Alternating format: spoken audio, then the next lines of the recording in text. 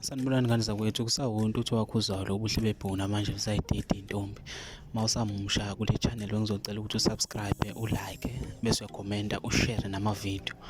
Njengoba nazi ingane zakwethu ukuthi uKhuzani ubekade ebhekene nesimo esinzima noma ubekade elwa impi enzima yokuthi kwishow yakhe eyayidlalwa ku-SABC 1 kwakuthiwa iKhuzani Bo.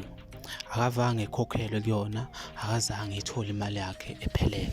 Lo mpi leyo uma ichaza uKhuzani ukuthi wayilwa ngabameli singakazi thina njengabalandeli bomculo wamaskandi. Kwaye ngokuya wabona ukuthi lento le akavele iveze obala, esazise njengabalandeli ukuthi isiphi isimo abhekene naso.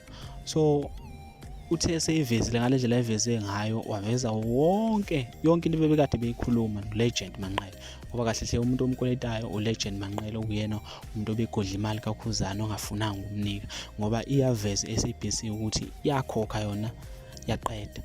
So sekusele kuyena u-Legend Manqele ukuthi ekhokhele abantu.